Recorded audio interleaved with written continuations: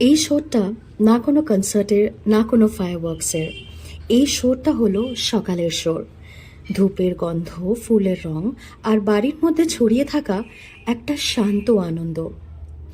Work from home চলছে, laptop খোলা, calendar ফুল, notifications বেজেই চলেছে।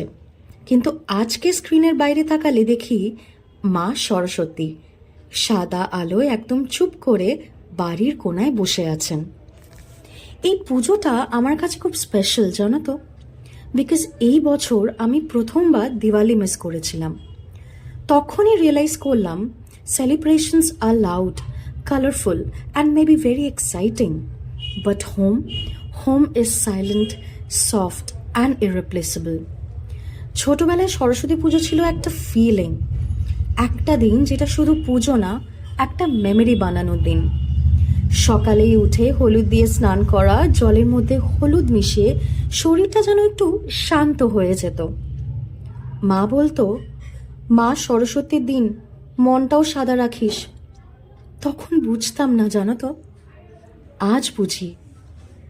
তারপর তারপর হলুদ শাড়ি পরা, সেই শাড়ি যেটা প্রথম থেকেই পুজোর জন্য তোলা রাখতো। চুলে খোপা, চোখে হালকা কাজল আর একটা ভালো লাগার কনফিডেন্স। যেমন আজ সবাই বড় হয়ে সেলফ লাভ বলে, তখন সেটা ন্যাচারালি ছিল। পুজোর পরে ছাদে উঠে ঘুড়ি ওড়ানো, নীল আকাশ, হালকা হাওয়া আর ঘুড়ির সুতোর সাথে সাথে মনটাও উড়ে যেত। তখন লাইফ এত কমপ্লিকেটেড ছিল না, ড্রিমগুলো ভীষণ সিম্পল ছিল, আর আকাশটাও ছিল একদম নিজের। বন্ধুরা আসতো, হাসি, গল্প, আড্ডা। কেউ কেউ বলতো, তোর ঘুড়ি আমার ঘুড়ি কেটে দেবে। কেউ আবার চুপ করে আকাশের দিকে তাকিয়ে থাকতো। ওই সব মোমেন্টগুলো এখন ফোনের গ্যালারিতেও পাওয়া যায় না, কিন্তু মনের মধ্যে পার্মানেন্টলি সেভ হয়ে আছে। আর তারপর সেই ওয়েট করা মোমেন্ট, দই চিড়ে।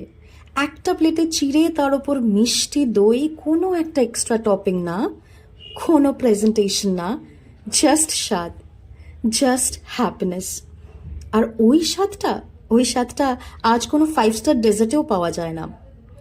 বইগুলোকে সাদা কাপড়ে ঢাকা, পেন, পেন্সিল, খাতা, মা সরস্বতীর পায়ে ছুঁয়ে রাখা। তখন প্রেয়ারটা খুব সিম্পল ছিল, মা পড়াশোনাটা একটু ইজি করে দাও। আজ প্রেয়ার বদলে গেছে, মা লাইফটা একটু শান্তি করে দাও। বড় হতে হতে পুজোগুলো ভীষণ ছোট হয়ে গেল, জানো তো। সিটিজ বদলে গেল, অ্যাড্রেসেস বদলে গেল, কিন্তু এই সরস্বতী পুজো বাড়ির মধ্যে যেভাবে থাকে সেটা কোনো জায়গায় রিক্রিয়েট করা যায় না।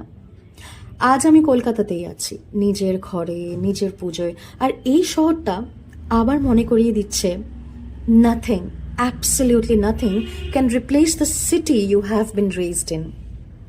মেবি আমি চেঞ্জ হয়ে গেছি, মেবি লাইফ হেভিয়ার হয়ে গেছে, কিন্তু হলুদের গন্ধ, দই চিড়ের স্বাদ, আকাশে ওড়া ঘুড়ি, এরা ভীষণভাবে এখন আমার ভেতরে রয়ে গেছে।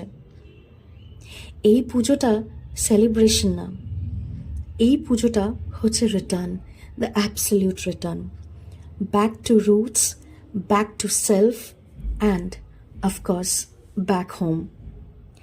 শুভ Saraswati Puja, from home, from Kolkata, and of course from the deepest corner of my heart. ভালো থেকো সবাই।